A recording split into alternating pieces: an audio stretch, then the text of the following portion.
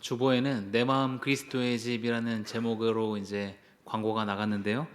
설교를 준비하면서 오늘 설교의 제목을 이렇게 바꿔봤습니다. 나의 성전 건축. 한번 따라해 보실까요? 나의 성전 건축.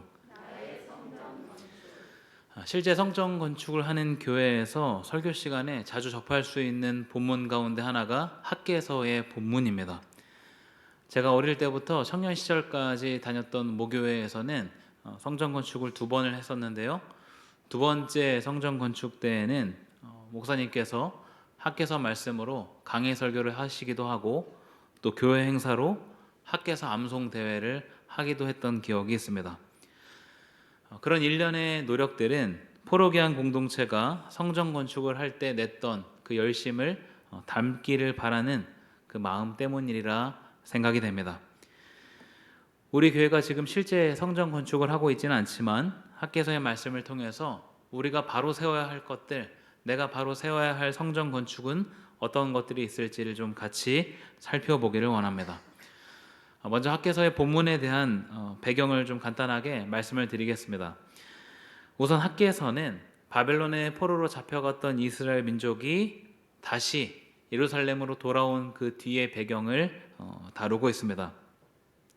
이스라엘 민족이 이방인에 의해서 멸망하게 되고 바벨론의 포로로 끌려가게 되죠. 그런데 거기서 끝난 것이 아니라 하나님의 은혜로 다시 예루살렘으로 오게 됩니다. 이것은 이스라엘 민족이 주권을 찾았기 때문에 다시 돌아올 수 있었던 것이 아니라 전적인 하나님의 일하심 때문에 가능한 것이었습니다. 바벨론의 고레스 왕이 칙령을 내려서 이스라엘 포로들 중에 희망하는 사람들은 다 본국으로 돌아갈 수 있는 그 조치를 취했기 때문입니다. 이렇게 극적인 포로 귀환 사건이 있었고 몇 차례에 걸쳐서 이스라엘 민족은 예루살렘으로 돌아가게 됩니다. 학개 1장 1절을 보면 다리오 왕 제2년이라고 언급하고 있는데 여기서 말하는 다리오 왕은 다리오 1세입니다. 따라서 학개서의 시대적인 배경은 기원전 520년 가량이 되는 것을 알 수 있습니다. 그런데 이때는 이스라엘 민족에게 희비가 교차하던 때입니다. 먼저 기쁜 일은 어떠한 것인가를 좀 말씀을 드리겠습니다. 이스라엘 민족은 처음에 큰 꿈을 안고 예루살렘으로 귀환을 했죠. 주권을 찾은 것은 물론 아니었지만 하나님께서 약속하신 대로 예루살렘으로 올 수 있었다는 그 기쁨이 가득했습니다. 뭔가 새로운 일을 시작할 수 있겠다라는 생각을 했으리라 봅니다. 이들은 예루살렘에 정착을 하고 얼마 지나지 않아서부터 성전 건축을 시작합니다. 이때 당시 이 포로기안 공동체의 반응을 같이 한번 좀 살펴보길 원합니다. 에스라 3장 말씀을 좀 같이 한번 볼 텐데요. 에스라 3장 11절에서 12절입니다.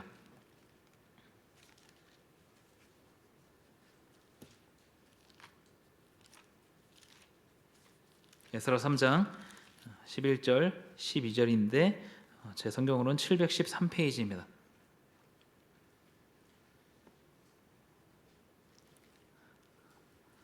에스라 3장 11절 12절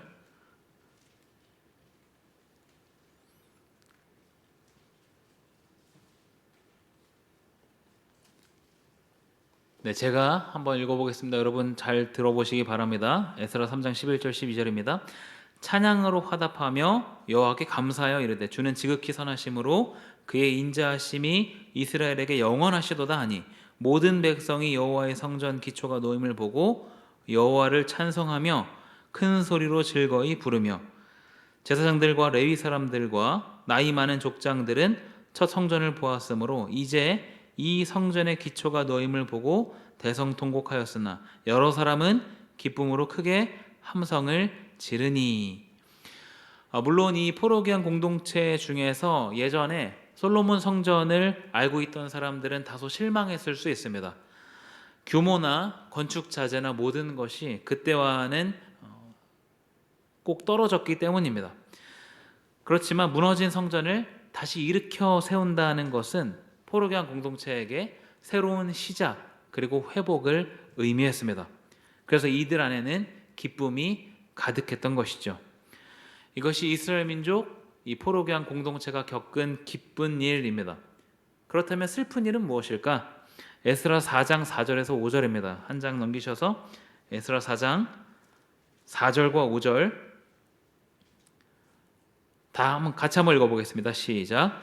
이로부터 그 땅 백성이 유다 백성의 손을 약하게 하여 그 건축을 방해하되 바사왕 고레스의 시대부터 바사왕 다리가 즉위할 때까지 관리들에게 뇌물을 주어 그 계획을 막았으며, 예루살렘 주변에 사는 다른 민족들이 성전 재건 소식을 듣고 가만히 있지 않았다는 걸 알 수 있습니다. 그들은 지속적으로 고위 관리들에게 뇌물을 줘가면서까지 성전 건축을 막았습니다. 방금 읽은 이 5절에서 다리오 왕이 즉위할 때까지라고 기록하고 있는데, 여기서 말하는 다리오가 오늘 학계 본문에 등장하는 다리오입니다. 이스라엘 민족이 처음 귀환했을 때의 페르시아 왕이 고레스입니다. 그리고 그 다음 왕은 캄비세스이고요. 그 다음 왕이 다리오 1세입니다. 그러면 최소한 성전 건축은 고려 때부터 다리오 1세 때까지 최소 10년 이상은 중단됐던 것으로 확인할 수 있습니다. 성전을 재건하다가 중단되고 10년이 지난 뒤의 이야기가 오늘 본문의 배경입니다. 고레스 왕의 칙령으로 예루살렘에 귀환하게 되고 성전 재건이 시작이 됐지만 그것을 한 번에 완공했던 것이 아니라 이렇게 중간에 중단되는 일이 있었다. 이것이 이들이 겪은 슬픈 일이라고 할 수 있습니다. 이렇게 희비가 교차하는 상황이 오늘 본문에 등장하는 포로기한 공동체의 배경입니다. 큰 꿈을 안고 예루살렘에 돌아왔지만 아무것도 할 수 없는 상태. 이것만큼 무기력하고 힘 빠지는 일은 없으리라 생각이 됩니다. 뿐만 아니라 이들이 실생활에서 겪는 것도 굉장히 비참한 일들이 많았습니다. 학개서의 본문을 다시 한번 돌아와서 살펴보겠습니다. 학개 1장 6절입니다. 학개 1장 6절 제가 한번 읽어보겠습니다. 너희가 많이 뿌릴지라도 수확이 적으며 먹을지라도 배부르지 못하며 마실지라도 흡족하지 못하며 입어도 따뜻하지 못하며 일꾼이 삭슬 받아도 그것을 구멍 뚫어진 전대에 넣음이 되느니라. 농사를 짓고 부지런히 살았지만 결실이 적었습니다. 먹고 마셔도 배부르지 못하고 입어도 따뜻하지 못했습니다. 어째서 이런 일들이 벌어진 것인가? 학개 1장 9절에 그 답이 나와 있습니다. 1장 9절을 같이 한번 읽어볼 텐데요. 네, 제가 왔다 갔다 해서 찾으셨죠? 네, 학개 1장 9절 같이 한번 읽어보겠습니다. 시작. 너희가 많은 것을 바랐으나 도리어 적었고 너희가 그것을 집으로 가져갔으나 내가 불어버렸느니라. 나 만군의 여호와가 말하노라. 이것이 무슨 까닭이냐? 내 집은 황폐하였으되 너희는 각각 자기의 집을 짓기 위하여 빨랐음이라. 일상생활에서 겪은 그 열매 없음은 자연재해가 아니라 내가 그렇게 한 것이다 라고 하나님께서 말씀하십니다. 하나님께서 악취미가 있는 것도 아니고 왜 그런 일을 벌이셨을까요? 내 집은 황폐하였는데 너희들은 너희 집을 짓기에 바빴기 때문이다 라고 말씀하십니다. 다시 말해서 성전 재건은 멈춰 있는데 너희들은 그냥 그 상황에 안주해서 자기 앞가림을 하려고 아둥바둥하고 있다라는 이야기입니다. 물론 포로기한 공동체의 시작은 게으름이 아니었습니다. 이들은 열심을 내고 성전 재건에 앞장섰습니다. 그런데 대적들의 방해에 부딪혔죠. 그리고 그 시간이 오래되다 보니까 그냥 그런가 보다, 성전은 지을 수 없나 보다 하고 시간이 지나갔습니다. 많은 신앙인들이 신앙생활을 함에 있어서 오르락내리락 하는 것을 경험합니다. 그런데 신앙생활의 내리막을 경험하게 될 때는 가만히 있을 때가 아니라 뭔가 열심을 냈다가 큰 좌절에 부딪혔을 때입니다. 내가 뭔가 잘해보려고 하는데 그것을 알아주는 사람이 없거나 아니면 받쳐주는 사람이 없거나 할 때 더 큰 좌절과 실망을 경험합니다. 그리고 그런 일이 반복되면 자포자기하게 되죠. 어차피 해도 안 돼. 이런 패배의식이 생기기도 합니다. 포로기한 공동체의 상황이 딱 그와 같은 상황이었다는 것이죠. 바벨론에서 예루살렘까지 힘들게 왔고 새로운 시작을 꿈꿨는데 큰 벽에 부딪혔습니다. 그들 스스로는 어떠한 변화도 가져오지 못할 것 같다는 생각이 들었습니다. 그래서 그냥 현실에 안주하게 된 것이죠. 삶에 부딪혀서 현실에 안주하는 것을 나무랄 수는 없을 것입니다. 그렇지만 신앙인은 이러한 상황에서 하나님께서 원하시는 것은 어떠한 것일까를 생각해 볼 필요가 있습니다. 하나님께서는 포로기한 공동체에게 학계 선지자를 보내십니다. 그래서 현실에서 눈을 돌려서 하나님을 볼 수 있게 하시죠. 학계 1장 2절입니다. 제가 읽겠습니다. 만군의 여호와가 이같이 말하여 이르노라. 이 백성이 말하기를 여호와의 전을 건축할 시기가 이르지 아니하였다 하느니라. 7절 8절입니다. 만군의 여호와가 말하노니 너희는 자기의 행위를 살필지니라. 너희는 산에 올라가서 나무를 가져다가 성전을 건축하라. 그래야면 내가 그것으로 말미암아 기뻐하고 또 영광을 얻으리라. 여호와가 말하였느니라. 만군의 여호와가 말한다. 너희는 자기의 행위를 살펴라. 언제까지 성전을 지을 때가 아니라고만 이야기할 것이냐? 산에 올라가서 나무를 가져다가 성전을 건축해라. 하나님의 명령은 굉장히 분명합니다. 현실에 안주하지 말고 자리를 들고 일어나서 성전을 건축해라 말씀하십니다. 자신들의 삶에 몰두했던 이 포로기한 공동체는 학계 선지자의 말을 듣고 주의를 환기하고 정신을 차립니다. 그리고 하나님을 경외하는 마음으로 성전 공사를 시작합니다.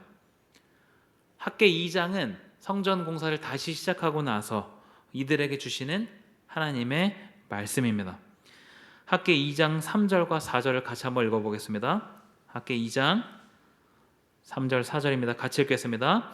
너희 가운데에 남아있는 자 중에서 이 성전의 이전 영광을 본 자가 누구냐? 이제 이것이 너희에게 어떻게 보이느냐?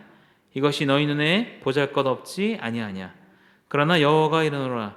스룹바벨아 스스로 굳세게 할지어다. 여호사닥의 아들 대제사장 여호수아야 스스로 굳세게 할지어다. 여호와의 말이니라. 이딴 모든 백성아 스스로 굳세게 하여 일할지어다. 내가 너희와 함께하노라. 만군의 여호와의 말이니라. 아멘. 하나님의 말씀은 핵심적인 한 가지 메시지로 연결됩니다. 너희들이 다시 짓게 되는 성전의 겉모습에 치중하지 말아라. 외형이나 화려함에 집중하지 마라 라는 것입니다. 여기서 말씀하시는 이전 영광이라는 것은 이전에 솔로몬 성전의 영광을 말합니다. 이스라엘 민족이 제일 처음 지은 성전은 솔로몬 성전이죠. 다윗이 성심으로 준비하고 그 아들 솔로몬이 완공한 성전입니다. 이것을 제1성전이라고도 합니다. 이 성전의 화려함은 말할 것이 없습니다. 이스라엘이 가장 번영했을 때 최고의 힘을 들여서 준비하고 완공한 성전이기 때문입니다. 두 번째 성전은 스룹바벨 성전입니다. 이것을 제2성전이라고 하는데요. 오늘 본문에서 포로기한 공동체가 재건하고 있는 성전이 스룹바벨 성전입니다. 스룹바벨을 중심으로 귀환한 포로기한 공동체가 지은 성전이기 때문에 이것을 스룹바벨 성전이라고 말합니다. 솔로몬 성전은 남유다 멸망 당시 무너졌기 때문에 스룹바벨을 중심으로 포로기환한 공동체가 성전을 다시 재건하고 있습니다. 외형으로 봤을 때 이 성전은 당연히 솔로몬 성전에 비할 바가 되지 못합니다. 포로기환한 사람들이 자재를 준비한다고 한들 얼마나 준비할 수 있었겠습니까? 그래서 하나님께서도 본문의 말씀에 너희 눈에 보잘것없지 아니하냐라고 말씀하시죠. 이것은 정말 볼품없었다, 형편없었다라는 걸 말하는 게 아니라 이전 솔로몬 성전에 비해서 겉모습이 그렇다라는 것을 이야기하는 부분입니다. 본문에서 포로기한 공동체가 짓고 있는 이 스룹바벨 성전은 다소 초라할 수 있지만 하나님께서 그 겉모습에 치중하지 말라고 말씀하십니다. 그러면서 하시는 말씀이 오늘 본문의 말씀입니다. 학계 2장 9절을 같이 한번 읽어보겠습니다. 같이 읽겠습니다. 이 성전의 나중 영광이 이전 영광보다 크리라. 만군의 여호와의 말이니라. 내가 이곳에 평강을 주리라. 만군의 여호와의 말이니라. 아멘. 이 성전의 나중 영광이 이전 영광보다 클 것이다. 겉으로 보기에는 웅장하지 않고 화려하지도 않지만 이 성전이 솔로몬 성전이 받는 것보다 더 큰 영광을 누리게 하겠다라고 말씀하십니다. 이 말씀은 포로기한 공동체에게 굉장히 큰 힘이 되었을 것입니다. 사실 이 포로기한 공동체에게 성전 건축은 사치일 수 있죠. 당장 먹고 사는 문제, 안위에 대한 문제가 이들에게 더 시급한 문제일 수 있습니다. 그런 상황을 하나님께서는 다 알고 계시면서 외면하셨던 것은 아닙니다. 성전이 중요하고 너희들의 안위는 중요하지 않다라는 것을 말씀하시는 것이 아니라 하나님께서 이 성전 건축을 통해서 말씀하시는 더 근본적인 것은 무엇이냐? 하나님의 백성이지만 하나님의 백성답게 살지 못하는 이 사람들에게 하나님의 백성이라는 정체성을 심어주기 위함입니다. 다시 한번 말씀드립니다. 하나님의 백성이지만 그대로 살지 못하고 그것을 잊어버리는 사람들에게 너희들은 하나님의 백성이다라는 그 정체성을 심어주기 위한 것이 사실 성전 건축의 근본적인 목적입니다. 스스로 아둥바둥해서 살아가는 사람들이 하나님의 백성이 아니라 하나님께서 책임지시는 삶을 살아가는 사람들, 그 사람들이 하나님의 백성임을 말씀하시는 것이죠. 우리도 정체성을 잃어버리면 그저 그런 그리스도인으로 살아가게 됩니다. 교회는 다니고 봉사는 하지만 왜 다니는지 왜 봉사하는지도 모르고 살아있으나 죽어있는 시체와 다름없는 그런 모습을 보일 수 있습니다. 오늘을 살아가는 우리들에게 하나님께서 동일하게 말씀하십니다. 너희들이 곧 내 백성이다. 너희들 스스로 안위를 책임지고 살아가는 것이 아니라 내가 먹이고 내가 입히는 사람들이다 말씀하십니다. 말씀 앞에 서 있는 우리가 집중해야 할 것은 명확합니다. 눈을 들어서 하나님을 바라보는 것입니다. 눈을 들어서 하나님을 바라본다는 것은 현실의 문제를 제쳐놓고 그냥 손가락을 빨면서 하늘을 쳐다보는 것을 말하는 것이 아닙니다. 주어진 삶을 최선으로 살아가지만 이 삶의 주권이 하나님께 있음을 기억하는 것입니다. 그리고 하나님의 백성임을 기억하는 것입니다. 주어진 하루를 최선으로 살아가는 것, 그것이 우리가 해야 할 성전 건축입니다. 하나님을 기억하는 경건의 삶, 그것이 우리가 해야 할, 우리가 쌓아 올릴 성전 건축입니다. 나의 성전 건축, 그것은 거창한 것이 아니라 충실한 일상에서부터 시작합니다. 말씀을 통해서 매일의 삶이 하나님과의 교제를 쌓아가는 성전 건축이 되시기를 간절히 소망합니다. 함께 기도하겠습니다.